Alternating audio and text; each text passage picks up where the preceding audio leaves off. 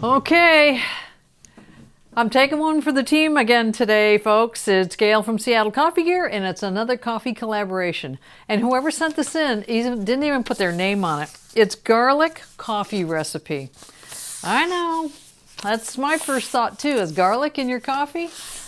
I'll try it. If I did the raw egg, I can try this. So you make a mocha pot, a stovetop, as you typically would. But what you do is stick a garlic clove under the coffee grounds. Garlic clove. There it is. Right? Just a thought. Then you put the coffee grounds in, as you typically would, just like just fill her up. And we're going to make the coffee just as you normally would, with one exception. Hold on a second here. I'll get right back to you on that one. They put a aeropress coffee filter on it, on top of the coffee, like that. What I found was the aeropress was just a little bit big. So, well, let me show you what I did, but I gotta find a spot to set that down. I put the filter on the aeropress, and I pressed around like this. I scrunched it up. I made it like a doily with the edge on it. So anyway, that's what I did.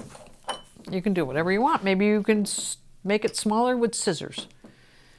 Put this on here, pushing it down. Look at that, nice fit.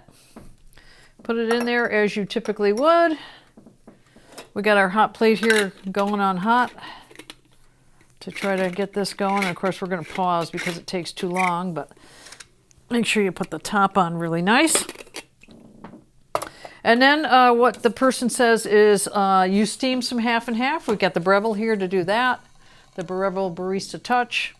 And then you, let's see, brew as you typically would, and then put a little bit of brown sugar in the bottom of your mug to taste, whatever works for you.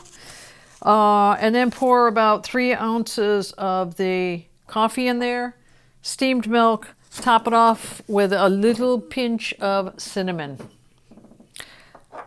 I hear you. I agree. It's going to be different. So today we're using the Jaguar from Equator. We'll see how that tastes. So as soon as this comes up to a boil and does its thing, we'll be back and we'll proceed with the rest of the recipe. This is boiling away. It's perking as it should. And while that's finishing up, I am going to get the milk going here.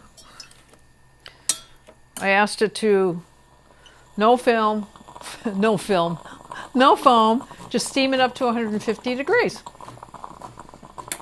How you doing over here?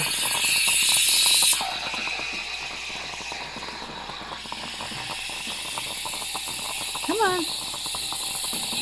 How you doing over here? Checking on all my people. A little bit of sugar. Brown sugar. A hefty amount to counteract the garlic.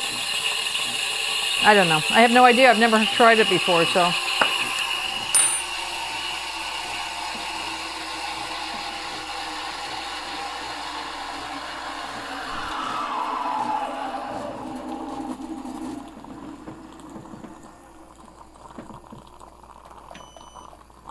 You're done.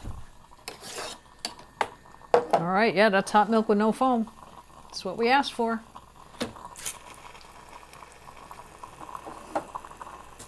Gotta love it that it automatically cleans itself. Wish everything in the kitchen did that. Automatically cleaned itself. No such luck. Every time I cook anything in the kitchen and I take out 1, 2, 10 utensils, it's everywhere, food everywhere. But that's the way it goes when you cook. All right, so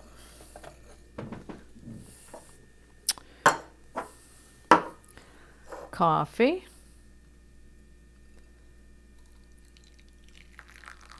And that person said about 3 ounces, I'm going to guess. Looks like about 3 ounces.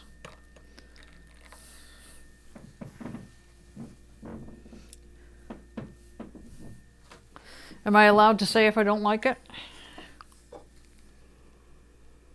I don't smell the garlic. Steamed milk.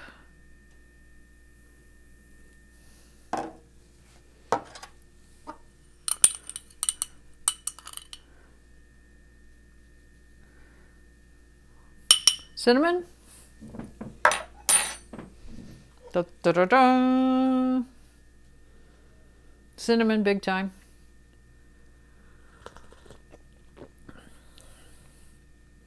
I don't taste the garlic. I thought I would. I thought it would come through loud and clear, but I'm not tasting it. Maybe I didn't put enough in. Maybe you're supposed to smash it. We don't know. It says, sounds weird, but it's just perfect. Well, I guess if I was to do it again, I know you're going to think this is weird. I'd put a little more garlic in there just to see if it comes through, but I'm not tasting it, but it tastes good. Can't complain. It's good. I always ask for sending in recipes that are a little different and unusual. You can check that off your list. It's been done. Anything with garlic and raw eggs and lemons and all that kind of stuff. Been there, done that. Thanks a lot for sending it in, and don't forget to subscribe to our YouTube channel and stay tuned for the next coffee collaboration. Thanks a lot, guys.